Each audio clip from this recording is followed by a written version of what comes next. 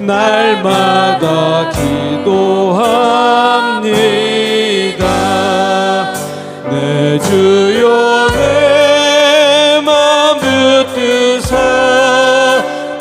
그곳에 있게 하소서.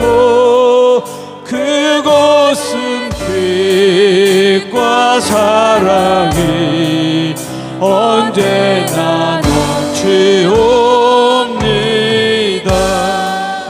괴로움과 죄가 있는 곳 나 비록 여기 살아도 빛나고 높은 저곳을 날마다 바라봅니다.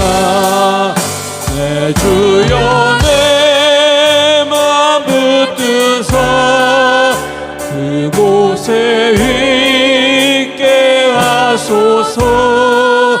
그곳은 빛과 사랑이 언제나 넘치옵니다. 의심의 한계 거치고 근심의 구름 없는 곳 기쁘고 참된 평화가 거기만 있사옵니다. 내 주여 내 맘 붙드사 그곳에 있게 하소서. 그곳은 빛과 사랑이 언제나 넘치옵니다. 험하고 높은 이 길을 싸우며 나아갑니다. 다시금 기도하오니 내 주여 인도하소서. 내 주여 내 맘 붙드사 그곳에 있게 하소서. 그곳은 빛과 사랑이 언제나 넘치옵.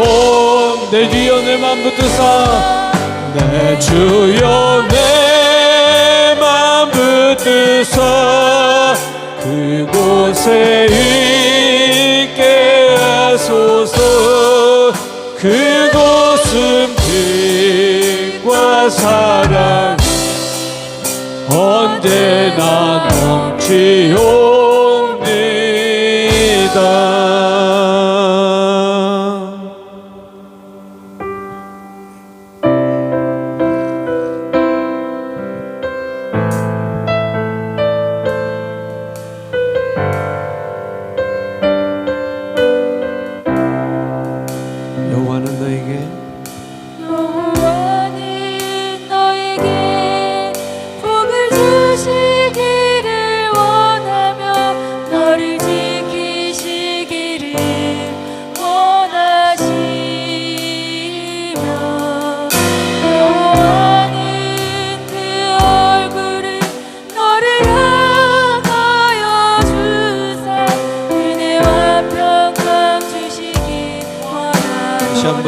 여호와는 너에게 복을 주시기를 원하며 너를 지키시기를 원하시며 여호와는 그 얼굴을 너를 향하여 드사 은혜와 평강 주시기를 원하노라. 너를 보배롭고 존귀하게 여기시는 하나님이 내 삶 속에서 이 약속을 신실하게 이루시리. 땅에 기름진 것으로 하늘에 신령한 것으로 너를 지키시고 지키신 하나님이 너의 영원 잘 되도록 은혜 베푸시며 평강으로 인도하시리.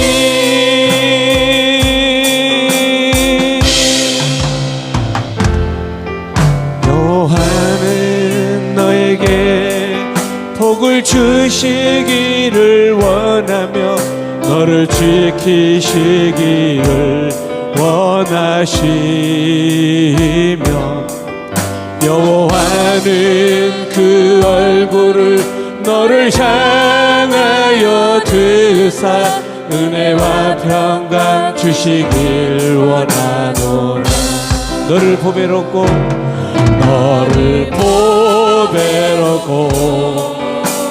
존귀하게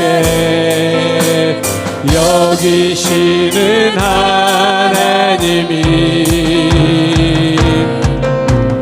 내 삶 속에서 이 약속을 신실하게 이루시리. 땅에 기름진 것으로 하늘에 신령한 것으로 너를 복주시고 지키신 하나님이 너의 영원 잘 되도록 은혜 베푸시며 평강으로 인도하시니 땅에 기름진 것으로 하늘에 신령한 것으로 너를 복주시고 지키신 하나님이 너의 영원 잘 되도록 은혜 베푸시며 평강으로 인도하시니 평강으로 인도하시니 평강으로 인도하시리.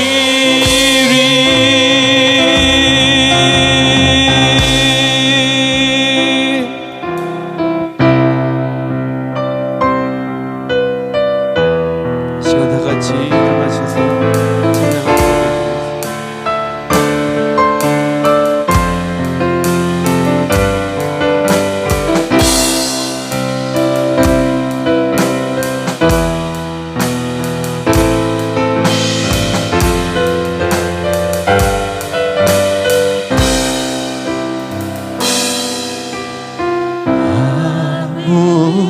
아무것도 두려워 말라. 주 나의 하나님이 지켜주시네. 놀라지 마라, 겁내지 마라. 주님 나를 지켜주시네. 다시 한번 아무것도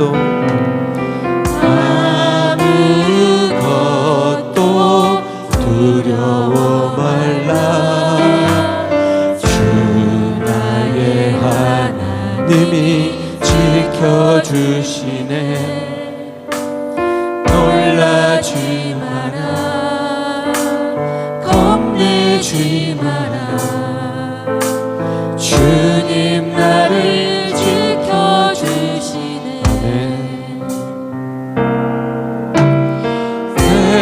마음이 힘에 겨워 지칠지라도 주님 나를 지켜주시네. 세상의 험한 풍파 몰아칠 때도 주님 나를 지켜주시네.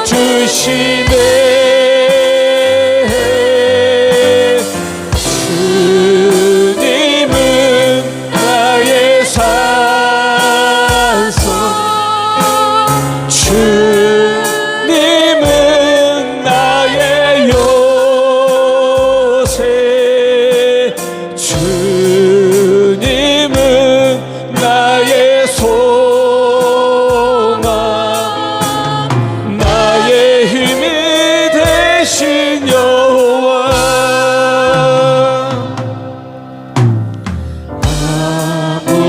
아무것도 두려워 말라.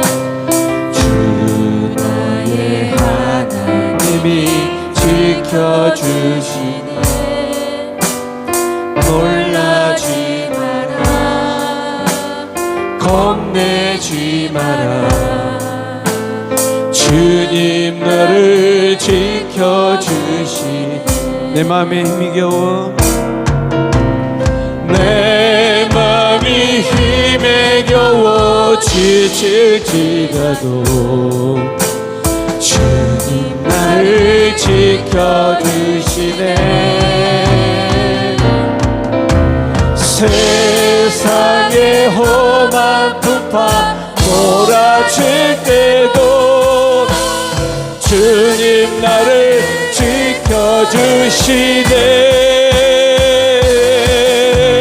주님은 나의 산성, 주님은 나의 요새, 주님은 나의 소망, 나의 힘이 되신 여호와. 주님은 나의 산성, 주님은 나의 요새, 주님은 나의 소망, 나의 힘이 되신 여호와.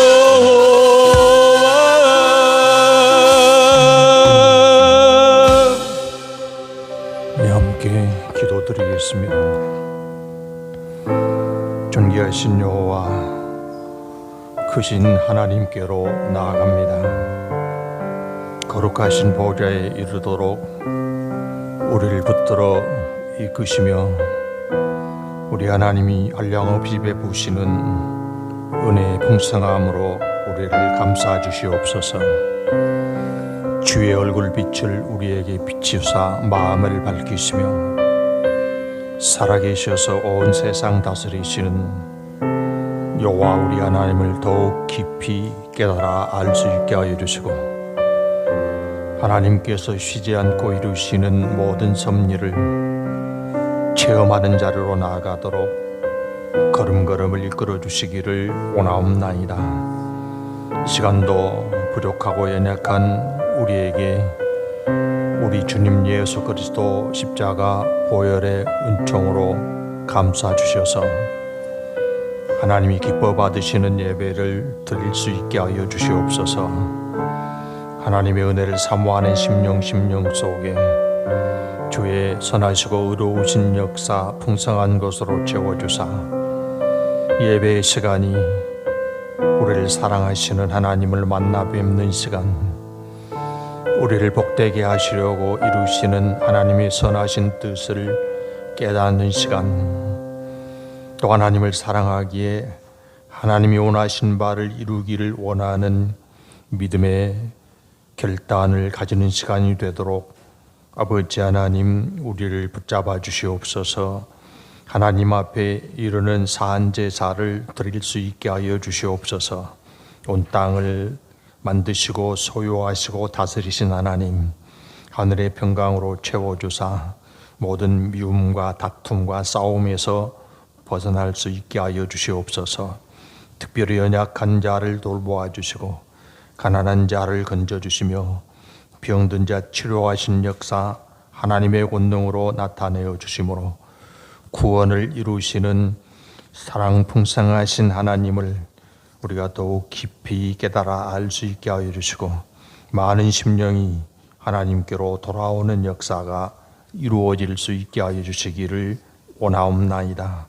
하나님을 사모하며 마음의 소원을 가진 바를 아시는 아버지여, 우리의 모든 것을 다스리시고 상황을 살피사 하나님의 기뻐하시고 선하신 역사가 성도 한 사람 한 사람의 생활 속에서 체험될 수 있게 하여 주사 은혜를 베푸시는 하나님, 한없이 사랑하신 하나님을 우리의 삶의 풍성한 체험을 통하여 세상을 향하여 증거하는 삶을 우리가 이루어갈 수 있게 하여 주시옵소서. 이 예배의 시간이 요 하나님만 바라보고 하나님께만 집중하고 하나님의 음성을 듣는 은혜의 시간이 될 수 있게 하여 주시기를 원하옵나이다. 뿐만 아니라 은혜 베푸시는 하나님의 선하신 뜻 가운데서 우리 하나님이 나와 동행하여 주시고 은혜의 모든 풍성한 역사를 이루어 주시며 구하는 바에 넘치는 것을 공급해 주시는 풍성한 은혜의 확신을 가지는 시간이 될 수 있게 하여 주시옵소서. 우리를 소망으로 인도하여 주시고 하나님을 사랑하고 사모하는 마음에서 맡기신 사명을 끝까지 감당하는 충성된 일꾼으로 살아갈 수 있게 하여 주시옵소서. 예배의 시종을 통하여 선하신 뜻 나타내시고 영광 받으시기만을 원하오며 예수님 이름으로 기도하옵나이다. 아멘. 너희 만민들아 손바닥을 치고 즐거운 소리로 하나님께 외칠지어다.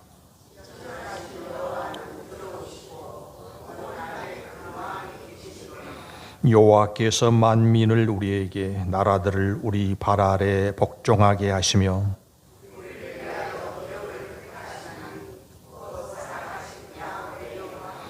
하나님께서 즐거운 함성 중에 올라가시며 여호와께서 나팔 소리 중에 올라가시도다.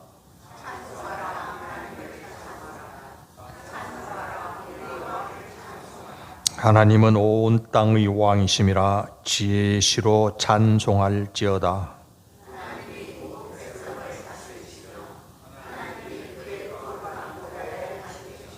문 나라의 고관들이 모이며 아브라함의 하나님의 백성이 되도다.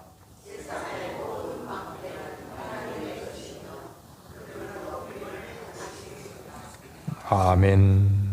전능하사 천지를 만드신 하나님 아버지를 내가 믿사오며 그 외아들 우리 주 예수 그리스도를 믿사오니 이는 성령으로 잉태하사 동정녀 마리아에게 나시고 본디오 빌라도에게 고난을 받으사 십자가에 못 박혀 죽으시고 장사한 지 사흘 만에 죽은 자 가운데서 다시 살아나시며 하늘에 오르사 전능하신 하나님 우편에 앉아 계시다가 저리로서 산자와 죽은 자를 심판하러 오시리라.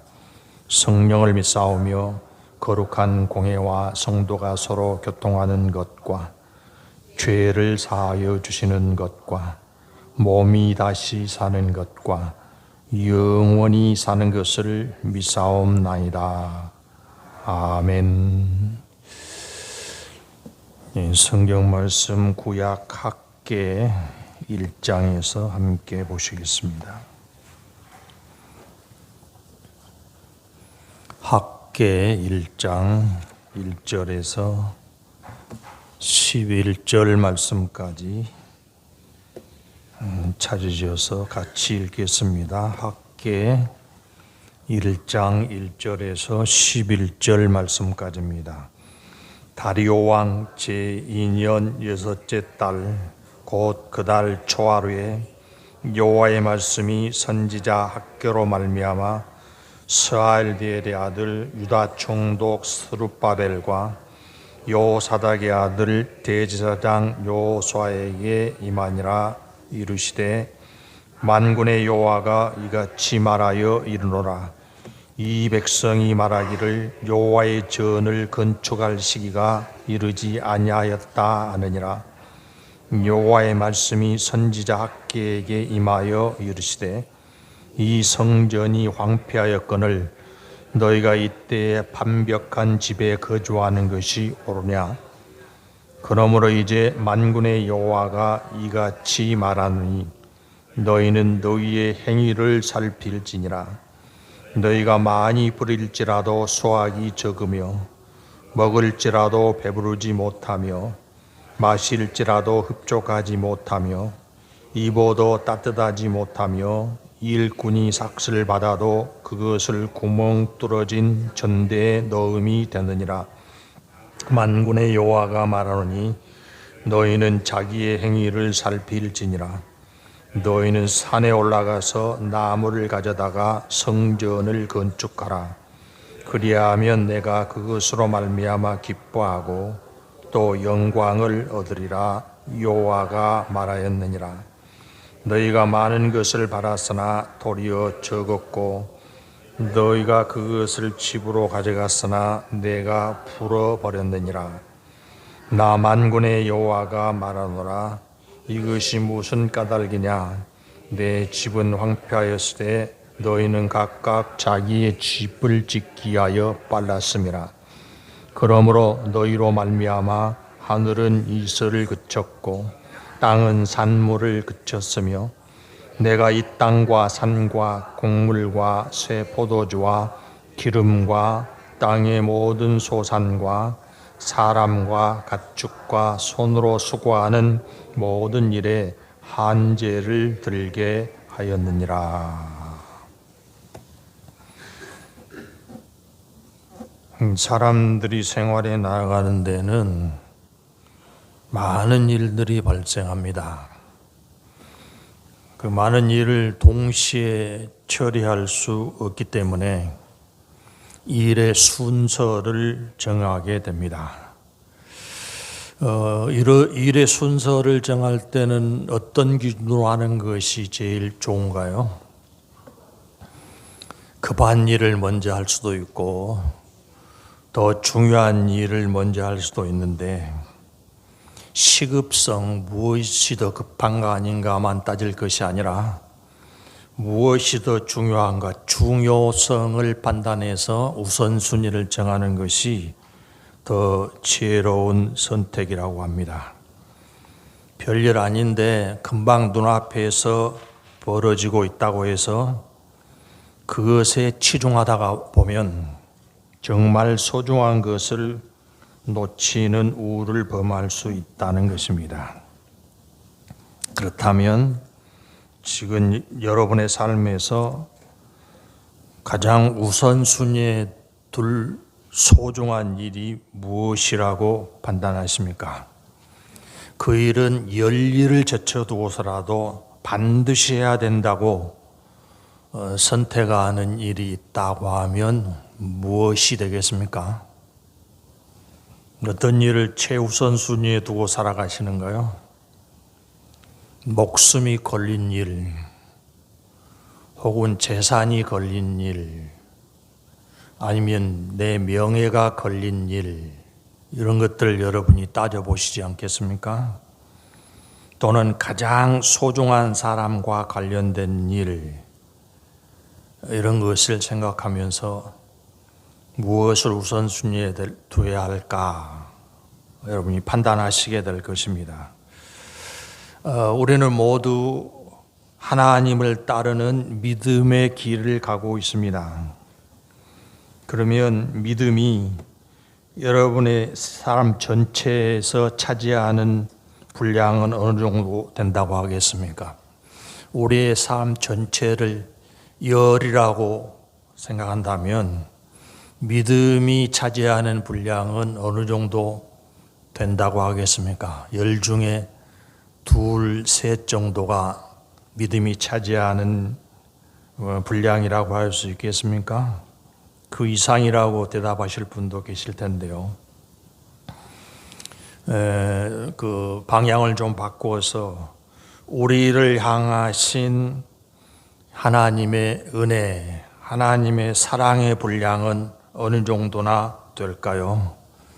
하나님이 나를 어느 정도의 양으로 사랑하고 계시다. 여러분 생각을 하십니까? 성경에는 이렇게 말하고 있죠. 자기 아들을 아끼지 아니하시고 우리 모든 사람을 위하여 내주시니가.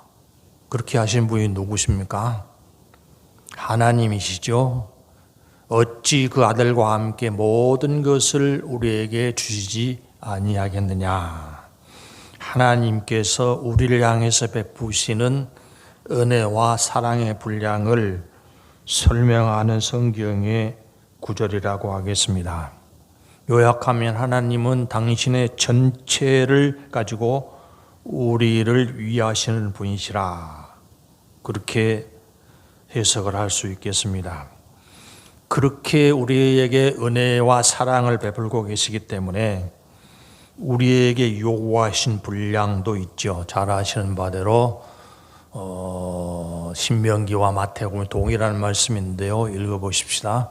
너는 마음을 다하고 뜻을 다하고 힘을 다하여 내 하나님 여호와를 사랑하라. 그렇게 요구하고 계십니다. 하나님께서는 우리를 당신의 최우선순위에 두십니다. 그러면 우리도 당연히 하나님을 최우선순위에 둬야 하겠다. 이런 생각을 하게 될 것입니다. 근데 실제로 여러분의 매일매일 생활 중에 항상 하나님을 최우선순위에 두고 살아가고 계십니까? 솔직히 말하면 하나님이 우선순위가 아니라 후순위가 될 때도 많고, 심지어는 하나님께서 나를 향하고 계시다는 사실을 잊어버리고 살 때도 많습니다. 그렇게 살다가 다급한 일, 사람의 힘, 내 힘으로 불가능한 일이 덮쳐올 때 그때서야 하나님을 생각해내고 일회적인 도움을 구하면서 살아가는 일들이 제법 많습니다. 제가 여러분을 닥달하기 위해서 이 말씀을 드리고 있는 것이 아니라 우리의 믿음의 수준을 다시 점검해서 올바른 자리, 은혜의 자리, 복된 자리로 나가기 위해서 권해드리는 말씀입니다. 이스라엘 사람들, 유대인이라고도 부르죠. 이 사람들은 스스로를 하나님의 선택을 받은 민족이다. 그렇게 믿기 때문에 자부심이 대단합니다. 우리는 선민이고 세계 어느 민족보다도 하나님을 잘 알고 잘 믿고 하나님이 주시는 모든 복도 우리의 것이다. 이렇게 생각을 하는 사람들입니다. 물론 성경을 보면 그런 생각을 뒷받침해 주는 말씀들도 있는 것이 사실입니다. 하나님께서 그들의 조상인 아브라함을 부르시고 복된 약속을 주셨습니다. 또 이스라엘은 하나님의 말씀을 직접 받은 하나님의 말씀의 일차적인 대상인 것도 사실입니다. 또 하나님께서 온 세상 죄인들을 구하기 위해서 메시아 예수님을 보내시는데 그분이 오신 통로로 사용된 민족도 이스라엘인 것이 사실입니다. 그리고 하나님께서 이스라엘만 당신의 집 성전을 허락하셨습니다. 그런 근거로 인해서 이스라엘은 세계 어느 민족보다도 우리가 하나님을 더 잘할 수 있다. 하나님을 더 잘할 수 있는 배경을 가지고 있다. 그리고 세계 어느 민족보다도 역사적으로 하나님의 도움을 가장 많이 받았다. 그런 말들을 합니다. 그런데 중요한 것은 하나님께서 왜 이스라엘을 선택하셨느냐, 그것입니다. 하나님이 이스라엘을 선택하신 목적은 당신이 누구신지, 하나님 당신이 어떤 일을 이루시는 분인지 이것을 나타내기 위해서 이스라엘을 선택하셨습니다. 그러니까 이스라엘이 깨달아야 될 중요한 자세는 자기들이 잘났고 자기들이 뛰어나다고 뻐길 것이 아니라 하나님이 얼마나 위대한 분이신가 이것을 드러내는 삶을 이루어 나가야 할 책임이 있는 것입니다. 선택받은 민족으로 하나님의 복을 독점하는 것이 아니라 하나님께서 자기들을 통해서 주시는 복으로 다른 민족을 복되게 만드는 통로의 사명이 있다는 것을 반드시 기억을 해야만 합니다.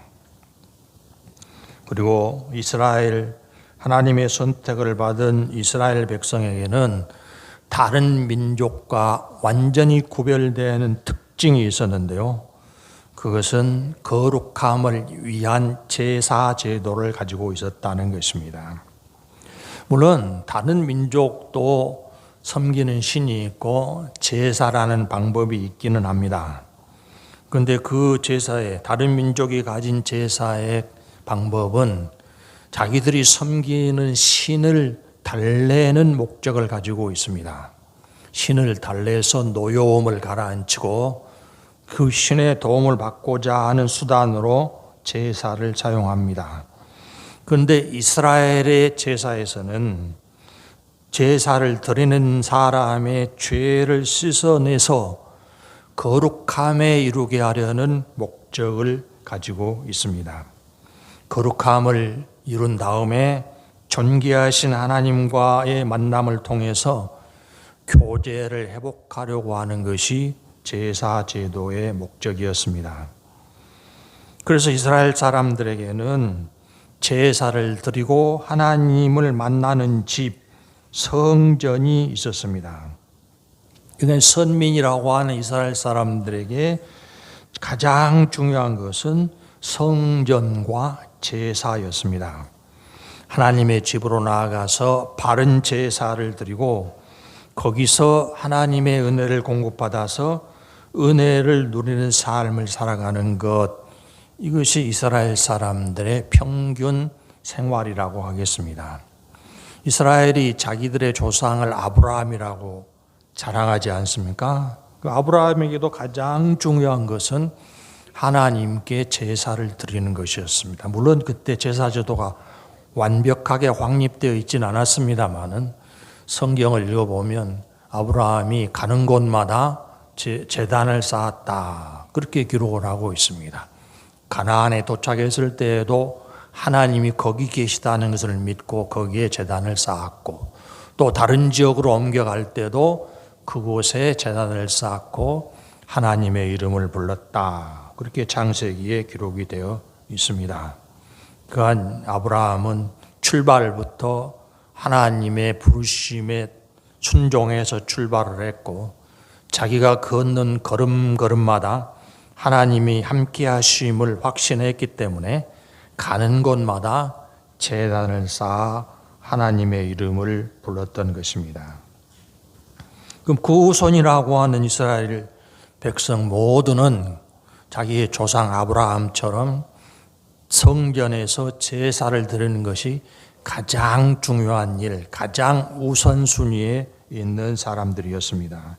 그런데 이 이스라엘이 제사를 드리고 그 제사에서 실패할 때가 있었습니다.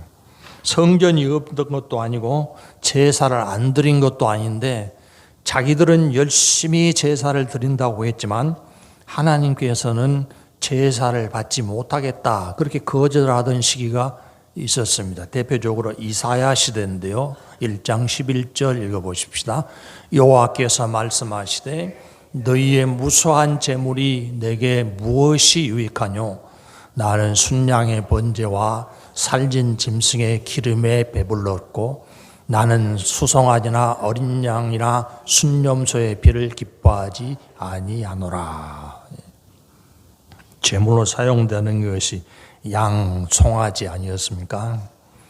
이스라엘 사람들이 쉬지 않고 하나님께 제물, 양과 송아지를 가져왔는데 하나님은 그것을 기뻐하지 아니하신다고 표현합니다. 왜 그랬을까요? 그 다음에 나오는 9절, 너희가 내 앞에 보이로니 이것을 누가 너희에게 요구하였느냐? 내 마당만 밟을 뿐이라. 헛된 재물을 다시 가져오지 말라. 분향은 내가 가증히 여기는 바요, 월삭과 안식일과 대회로 모이는 것도 그러하니 성애와 아울러 악을 행하는 것을 내가 견디지 못하겠노라. 무엇 때문에 하나님이 이스라엘이 가져오는 제물과 제사를 거절하고 계십니까?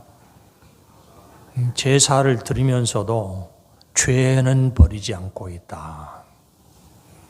하나님의 은혜를 구하면서도 여전히 죄를 반복해서 저지르고 있는 것을 보시고 내가 너희가 가져오는 제물을 받지 않겠다. 그렇게 거절을 하고 계십니다. 제사 예배에 실패한 것입니다. 이스라엘이 제사를 드리는데 실패하니까 그 다음은 어떻게 됩니까? 하나님의 선택받은 지위를 상실하게 됩니다. 그리고 하나님이 은혜로 주신 가나안 땅에서 추방당하게 됩니다. 잘 아시는 바와 같이 바벨론에게 짓밟혀서 나라는 망하고 산 사람들은 포로로 잡혀가는 고난을 겪을 수밖에 없게 되었습니다. 왜 그런 고난에 처하게 됐다고요? 제사에 실패했기 때문입니다. 많은 사람들이 바벨론의 포로로 끌려갔는데 포로 생활을 하면서도 믿음을 지키려고 했던 사람들은 어떤 자세를 보여주고 있던가요? 다니엘 혹은 그 동료들이 어떤 생활에 나가고 있습니까? 다니엘 6장 10절 읽어보십시다. 다니엘이 이 조서에 왕의 도장이 찍힌 것을 알고도 자기 집에 돌아가서는 윗방에 올라가 예루살렘으로 향한 창문을 열고 전에 하던 대로 하루 3번씩 무릎을 꿇고 기도하며 그의 하나님께 감사하였더라. 어떤 조서가 발표되었던가요? 왕에게 말고 어떤 신에게도 기도를 하지 말라. 기도하면 사자굴에 던져 넣어서 처형하기로 왕의 명령이 반포가 되었습니다. 이 사실을 알고도 다니엘이 무엇을 했다고요? 자기 집으로 돌아가서 기도를 했는데 어떻게 기도를 했습니까? 자기 집의 제일 높은 곳으로 올라가서 어디를 바라보고요? 예루살렘을 향한 창문을 열고 하나님께 기도했다. 왜 예루살렘으로 향해서 기도했을까요? 우리가 무슨 기도를 할 때 따로 방향을 정해놓고 기도하지는 않지 않습니까? 근데 다니엘은 예루살렘으로 향한 창문을 열어놓고 그것도 창문을 닫고 조용히 기도했으면 더 나을 뻔했는데 예루살렘으로 향한 창문을 열어놓고 기도를 했다. 왜 그렇게 했을까요? 예루살렘에서 드리던 제사, 기도 이것을 간절히 사모했기 때문입니다. 왜 사모해요? 예루살렘에 하나님의 성전이 있던 곳이었기 때문입니다. 그 다음에 같은 포로 생활하는 느헤미야의 고백인데요. 느헤미야 1장 말씀 읽어보십시다. 그들이 내게 이르되 사로잡힘을 면하고 남아있는 자들이 그 지방 거기에서 큰 환난을 당하고 능욕을 받으며 예루살렘 성은 허물어지고 성문들은 불탔다 하는지라 내가 이 말을 듣고 앉아서 울고 수일 동안 슬퍼하며 하늘의 하나님 앞에 금식하며 기도하여. 느헤미야도 왕의 관료였지 않습니까? 포로로 잡혀갔어도 그나마 편하게 잘 살고 있었습니다. 그러다가 소문을 듣죠. 어떤 소문이에요? 예루살렘에 관한 소문을 들으니까 거기 포로로 끌려가지도 않고 남아있는 사람들이 있었는데 그 사람들은 큰 환난을 당하고 있고 예루살렘 성은 어떻게 됐다고요? 허물어지고 성문은 불탔고 성전도 사라졌다. 이런 소식을 듣고 느헤미야가 어떻게 했습니까? 수일 동안 슬퍼하고 금식하며 기도했다. 물론 자기 고국 땅이 어렵다는 소문을 듣고 마음이 즐거울 사람은 아무도 없죠. 그런데 느헤미야는 바벨론에서 그나마 편하게 살고 있다가 고향 땅 예루살렘 성이 완전히 폐허가 되었다는 말을 듣고 슬퍼하며 금식하며 기도를 하고 있습니다. 그만큼 예루살렘을 사모하는 마음, 갈급한 마음을 가지고 있었다는 것입니다. 그리고 그 시대가 아니라고 하더라도 믿음의 본질과 제사 예배의 본질을 제대로 인식하고 있던 사람들은 이런 기도를 드렸습니다. 시편 84편 10절입니다. 읽어보십시다. 주의 궁정에서의 한 날이 다른 곳에서의 첫날보다 나은즉 악인의 장막에 사는 것보다 내 하나님 성전 문지기로 있는 것이 좋사오니. 다른 데서 악한 사람이 주는 평안과 지혜를 누리는 것보다 하나님의 집 성전에 수위로 사는 것이 더 좋습니다. 이렇게 간절히 하나님을 사모하는 마음을 표현을 하고 있습니다. 그 포로 생활의 고통 가운데서도 아까 느헤미야가 슬퍼하며 금식하며 기도한 내용이 있는데요. 1장 6절 읽어보십시다. 이제 종이 주의 종들인 이스라엘 자손을 위하여 주의하러 기도하오며 우리 이스라엘 자손이 주께 범죄한 죄들을 자복하오니 주는 귀를 기울이시며 눈을 여시사 종의 기도를 들으시옵소서. 나와 내 아버지의 집이 범죄하여 주를 향하여 크게 악을 행하여 주께서 주의 종 모세에게 명령하신 계명과 율례와 규례를 지키지 아니하였나이다. 왜 예루살렘이 망했을까? 왜 성전이 다 무너졌을까? 우리들이 지은 죄 때문입니다. 그렇게 고백하고 있죠. 우리 조상들로부터 시작해서 나까지 하나님이 모세를 통해서 명령하신 규례, 계명과 율례를 지키지 아니했기 때문에 이런 처벌을 받은 것입니다. 용서를 구하고 있습니다. 실패한 제사에서 회복해 주시기를 구하는 기도라고 하겠습니다. 이런 기도를 드신 하나님께서 그들을 회복시켜 주셨습니다. 그래서 포로된 땅에서 고향으로 돌아올 수 있게 되었습니다. 돌아와 보니까 소문 그대로 고국 땅은 완전히 폐허가 되어 있었습니다. 그러면 무엇부터 해야 되겠습니까? 돌아와 보니까 완전 사람 살 수 없는 폐허로 변해 있었어요. 그러면 무엇부터 해야 되겠습니까? 살 단도리를 해야 되지 않겠습니까? 그러니까 무엇보다도 중요한 것은 다시 삶의 터전을 복구, 재건하는 일이었습니다. 재건이 가장 중요한 우선순위였습니다. 그래서 무너진 성벽도 다시 쌓고 사람이 살아갈 집도 다시 짓고 그렇게 하면서도 하나님의 은혜 가운데 고국 땅으로 돌아온 사람들이 빠뜨리지 않고 한 일이 있었습니다. 그 무엇을 빠뜨리면 안 되었을까요? 믿음을 빠뜨리면 안 되죠. 그러니까 믿음의 회복을 위해서 이 사람들이 한 자리에 모여서 하는 일이 있습니다. 느헤미야 8장 3절입니다. 읽어보십시다. 수문 앞 광장에서 새벽부터 정오까지 남자나 여자나 알아들을 만한 모든 사람 앞에서 읽음에 뭇 백성이 그 율법책에 귀를 기울였는데 무엇을 했다고요? 사람을 다 모아놓고 알아들을 만한 귀를 가진 사람은 다 모이게 해놓고 율법책을 가져다가 읽기를 시작했다. 언제부터 언제까지? 새벽부터 정오까지 성경을 읽었다 하는 것입니다.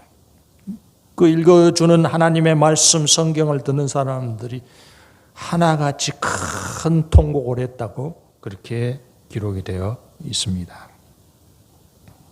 믿음의 회복, 말씀의 회복에 집중한 것입니다. 그리고 이 사람들이 제사의 회복을 위해서 성전을 다시 짓는 공사도 시작을 했습니다. 그런데 하나도 쉬운 일이 없었습니다. 특히 성전이 재건되는 것을 싫어했던 사마리아인들이 성전 재공 공사를 방해해서 더 이상은 공사를 진행할 수 없는 상황이 되어버렸습니다. 그래서 공사가 중단되어서 세월이 흘러갑니다. 1년이 흘러가고 5년이 흘러가고 10년이 흘러가고 16년이 흘러갔습니다. 하염없이 세월만 흘러가고 있을 때 오늘 우리가 읽었던 본문 학개 선지자가 등장을 해서 말씀을 백성들에게 특별히 총독과 대제사장에게 전합니다. 뭐라고 전하고 있습니까? 언제까지 성전 재공 공사 중단된 그대로 놔둘래냐? 언제까지 성전 재건 못하고 그대로 두겠느냐? 이렇게 하나님의 말씀을 전하고 있습니다. 그러니까 당시 사람들에게는 성전을 다시 짓는 일은 완전히 후순위로 밀리고 있었던 것입니다. 성벽을 다시 쌓는 일, 그거 쌓아야 다시 적이 침략해 오면 막는 방패가 될 수 있죠. 그것은 완성시켜 나왔습니다. 그 다음에 본문에도 나온 것처럼 4절에 보면 너희가 판벽한 집에 거하고 있다. 사람 사는 집을 짓는 일은 다 해놨습니다. 그리고 본문에 쭉 기록되어 있지만 이제 먹고 사는 일이 너무나 중요했습니다. 먹는 양식을 조달하는 일. 그래서 그런 일을 하다 보니까 성전 짓는 일 시작은 했지만 또 방해가 있고 그래서 성전 짓는 일은 자꾸 후순위로 밀리고 말았던 것입니다. 그런데 고국으로 돌아와서 여러 가지 재건도 시작을 했고 완성하기도 했는데 이 사람들의 삶이 점점 더 팍팍해져 가고 있었습니다. 힘을 다해서 열심을 내도 별로 달라지는 것이 없었습니다. 그 상황이 6절에 기록되어 있죠. 6절 읽어보십시다. 너희가 많이 부릴지라도 수확이 적으며 먹을지라도 배부르지 못하며 마실지라도 흡족하지 못하며 입어도 따뜻하지 못하며 일꾼이 삭슬을 받아도 그것을 구멍 뚫어진 전대에 넣음이 되느니라. 예? 얼마나 열심히 했겠습니까? 맨 땅에다가 다시 이렇게 세워야 되니까 모든 사람이 힘을 합해서 밤잠을 설쳐가면서 적의 침략이 오면 한 손에는 칼 들고 한 손에는 삽을 들고 온 힘을 쏟아부어서 삶에 치중을 해가고 있었는데 결과는 어떻게 나타났다고요? 우리식으로 말하면 밑 빠진 독에 물붓기가 되고 있다. 9절도 읽어보실까요? 9절. 예. 많은 것을 바랐으나 도리어 적었고 너희가 그것을 집으로 가져갔으나 내가 불어버렸느니라. 나 만군의 여호와가 말하노라 이것이 무슨 까닭이냐. 내 집은 황폐하였을 때 너희는 각각 자기의 집을 짓기 위하여 빨랐으니라. 하나님께서 돌아와서 모든 열심을 다하고 있는 이스라엘 사람들을 보니까 우선순위가 틀려 있다는 것입니다. 먹고 살기에 바쁜, 우리도 다 그렇게 살아가죠. 집 짓는 일, 재산 불리는 일, 그것에 빠져들어서 무엇은 후순위로 밀고 말았다고요? 내 집을 짓는 일은 후순위로 밀어놨다. 내 집, 하나님의 성전 짓는 일은 뒤로 밀치고 있다. 그것이 원인이 되어서 아무리 열심히 해도 많은 것을 벌어들인 것 같은데 남는 것이 없는 형편이 되었다고 지적을 하고 계십니다. 그 이 시대 이스라엘 사람들의 우선순위는 개개인의 삶을 향상시켜 나아가는 것이었습니다. 오늘날 우리도 다르지 않습니다. 더 잘 살고, 더 잘 먹고, 더 출세하고, 더 건강하고, 이런 일들이 우리 삶의 우선순위라고 할 수밖에 없을 것입니다. 그런데 그걸 우선순위로 살아가는데 그 우선순위의 목표가 달성되고 있느냐? 아니라는 것이죠. 오히려 목표 달성, 그렇게 자기들이 원하는 개개인의 잘 사는 목표가 점점 더 멀어지고 있다고 지적을 하고 있습니다. 왜 그렇다고요? 원인을 찾아보라고 하나님이 말씀하셨죠. 5절 읽어보십시다. 그러므로 이제 만군의 여호와가 이같이 말하노니 너희는 너희의 행위를 살필지니라. 행위를 살펴보니까 어떻게 살았어요? 있는 힘을 다해서 열심히 살았어요. 그런데 결과는 빈손이 되고 말았다는 것입니다. 그러면 원인을 잘못 찾은 것이죠. 하나님께서는 그 원인이 우선순위가 잘못되었다고 지적을 하십니다. 믿음은 후순위로 밀리고, 그러니까 성전을 제거하고 제사를 드려야 한다는 것은 후순위로 제쳐놓고 먹고 사는 일에만 추구하고 있기 때문에 믿음이 부실해졌고 삶은 바닥으로 추락했다는 것을 지적을 하고 계십니다. 그러면 어떻게 해야 될까요? 우선순위가 잘못되었기 때문에 삶이 피폐해져 가고 있으니까 우선순위를 바꾸라고 명령을 하시죠. 8절 읽어보십시다. 너희는 산에 올라가서 나무를 가져다가 성전을 건축하라. 그리하면 내가 그것으로 말미암아 기뻐하고 또 영광을 얻으리라. 여호와가 말하였느니라.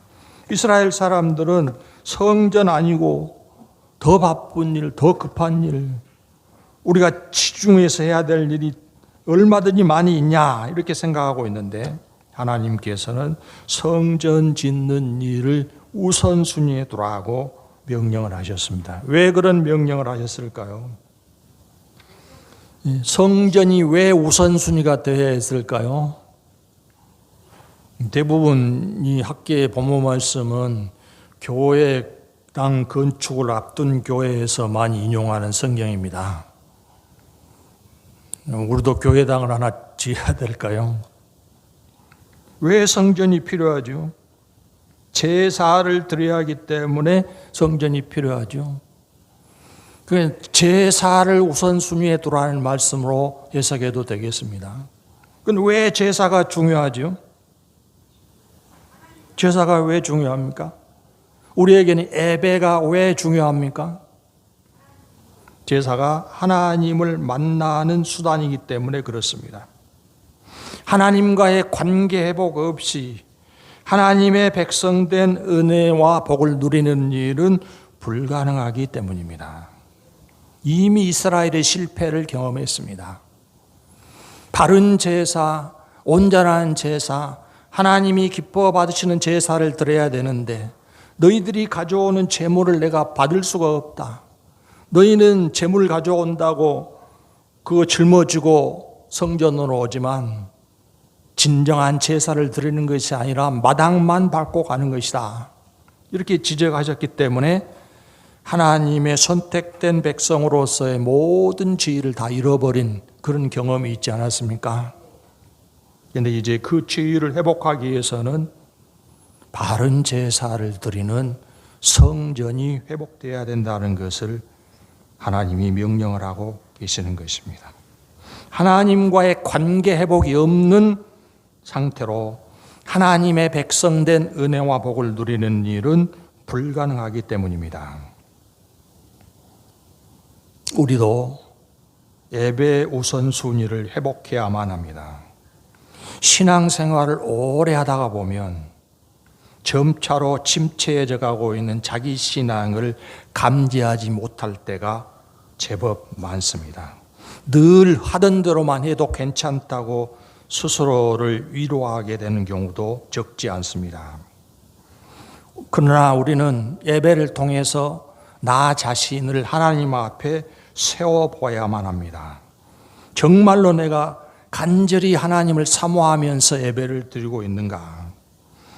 주님이 요구하셨던 것과 같은 온 마음과 온 힘과 온 정성을 다해서 내가 예배하고 있는가를 판단을 해 보아야만 합니다. 여러분, 이 시대가 지나서 이제 이 시대에도 성전을 다시 지었습니다. 그리고 다시 세월이 흐른 다음 구약의 마지막 시기 말라기 선지자는 이런 지적을 합니다. 말라기 1장 8절인데요. 읽어보십시다. 만군의 여호와가 이르노라 너희가 눈먼 희생 제물을 바치는 것이 어찌 악하지 아니하며 저는 것 병든 것을 드리는 것이 어찌 악하지 아니하냐. 이제 그것을 너희 총독에게 드려보라. 그가 너를 기뻐하겠으며 너를 받아주겠느냐. 말라기 시대에 이스라엘 사람들이 가져온 제물을 하나님께서는 그거 너희 총독에게 한번 줘봐라. 기뻐하겠느냐. 제사를 드리는 사람들이 제물을 가져와서 하나님께 드리는데 하나님이 그걸 직접 보실 수 있다고 생각하지 않은 것 같습니다. 그 어떤 것을 가져왔다고요? 저는 것, 병든 것. 하나님께 드릴 제물을 선택할 때는 어떤 제물을 선택해야 된다고 성경이 가르쳐주고 있습니까? 흠없는 것, 가장 좋은 것, 가장 깨끗한 것. 그 이스라엘 사람들이 왜 이런 걸 가져왔을까요? 아까도 말씀드린 것처럼 하나님이 눈앞에 계시다고 생각하지 않은 거 아닙니까? 내가 이런 거 가져와도 하나님이 모르신다고 생각한 거 아닙니까? 처음에 그렇게 하지 않았습니다. 처음에는 가장 좋은 것, 하나님이 원하시는 것 드리려고 온 힘을 다했습니다. 그 세월이 흘러가니까 늘 제사를 드리는데 갈 때마다 제물을 가지고 가야 되지 않습니까? 그러나 이제는 아무거나 걸리는 대로 가지고 하나님 성전으로 가서 제사를 드리고 있었던 것입니다. 그러니까 하나님께서 너희가 나에게 가져오는 것을 너희 총독에게 주어봐라. 총독이 기쁘게 받겠느냐. 우리가 우리 예배를 스스로 판단해 보아야 됩니다. 나의 최선을 하나님께 드리고 있는가? 무엇보다도 예배를 가장 우선순위에 두고 있는가? 다른 바쁜 일, 예배보다 더 소중한 다른 일은 없는가? 예배를 믿음으로 바꿔도 되고요. 내가 믿음의 최우선순위를 두고 있는가? 하나님의 말씀을 최우선순위에 두고 있는가? 이걸 우리가 자주 판단을 해보아야 됩니다. 하나님을 정말로 가장 높으신 분, 지존하신 하나님이라고 믿고 그 앞으로 나아가고 있는가? 우리 스스로를 점검해 볼 필요가 있는 것입니다. 예배 때마다 내가 하나님을 더 잘 알게 해 주시라고 구하고 하나님이 얼마나 높으신 분이고 얼마나 귀하신 분인가를 잘 깨달아서 내가 온 마음으로, 온 힘으로, 온 정성으로 하나님께로 나아갑니다. 그런 고백이 이루어지는 예배자가 되시기를 바랍니다. 기도하십시다. 우리 하나님, 우리를 긍휼히 여기시고 하나님의 은혜로 감싸시며 가장 사랑하는 대상으로 삼으사 은혜와 복을 한량없이 베풀어 주시니 감사를 드리옵나이다. 그렇게 사랑하시기 때문에 우리에게도 온 마음, 온 힘, 온 뜻을 다하여 나를 사랑하라. 그렇게 명령하셨는데 우리가 그런 사랑으로 하나님께로 나아가고 있는지, 하나님이 언제든지 우리의 가장 우선순위가 되고 있는지를 점검하면서 바른 신앙으로 살아 더욱 풍성한 은혜에 이르는 성도들이 되게 하여 주시옵소서. 예수님 이름으로 기도하옵나이다. 아멘.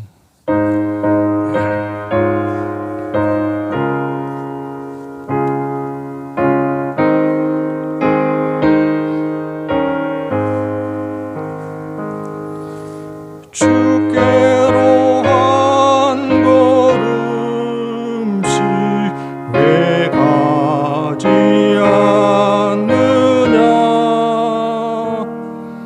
내 죄를 자복하고 그 앞에 나가라. 한 걸음씩 한 걸음씩 주께 나오면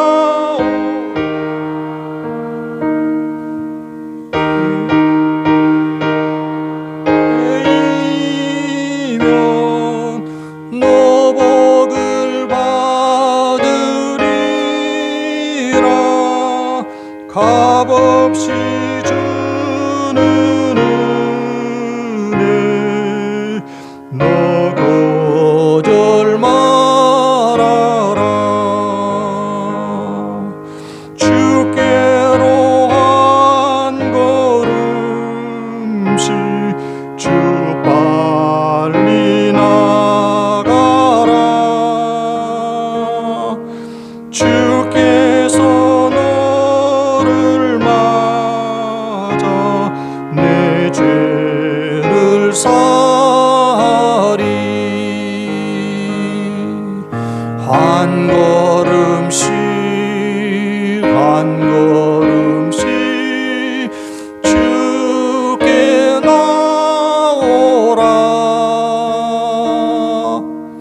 주님께 아뢰이면 너 복을 받으리라. 값없이 주는 은혜 너 거절 말아라.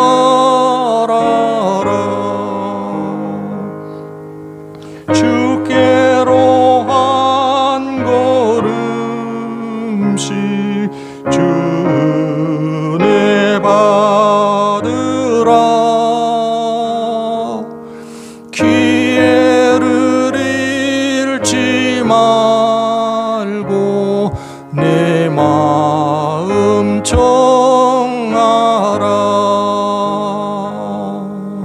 한 걸음씩 한 걸음씩 주께 나오라. 주님께 아뢰이면 너 복을 받으리라. 값없이 주는 은혜 너 거절 말아라.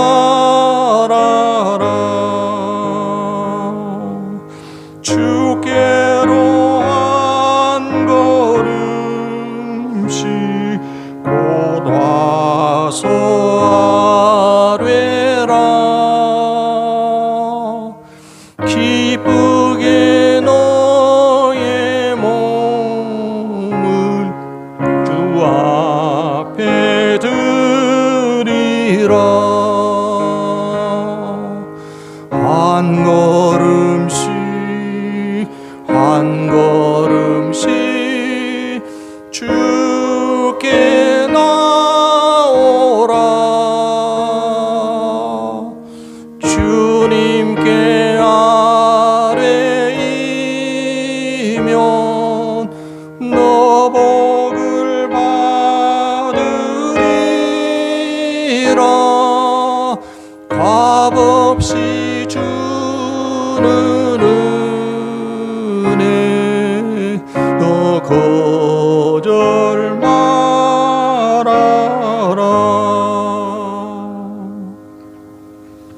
봉헌기도 드리겠습니다. 존귀하신 하나님께서 우리를 부르시며 붙들어 주시고 약속하신 은혜를 날마다 더하여 주시니 감사를 드립니다.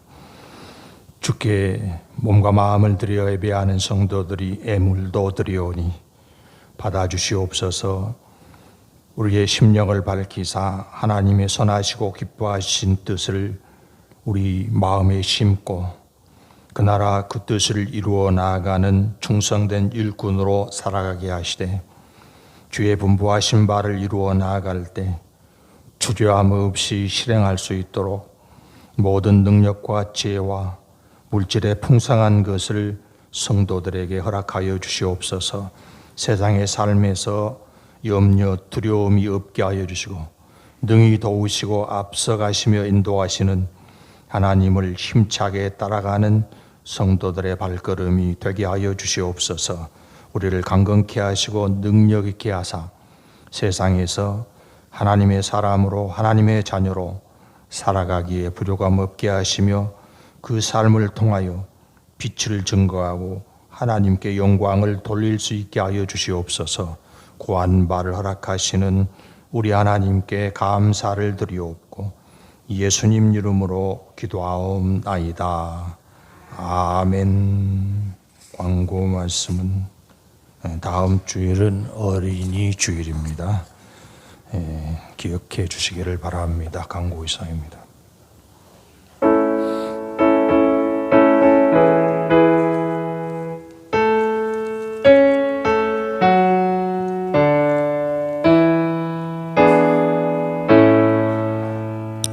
성부 성자와 성령 찬송과 영광 돌려보내세. 대초로 지금까지 또 영원 무궁토록 성삼위께 영광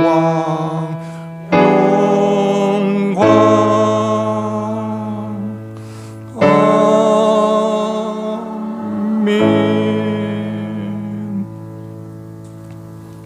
주 예수 그리스도의 은혜와 하나님 아버지의 사랑하심과 성령의 교통하시고 인도하시고 충만케 하심이 더 나은 예배, 더 바른 예배, 온전한 예배를 드리기 결심하는 성도들에게 이제부터 영원까지 함께 있을지어다. 아멘.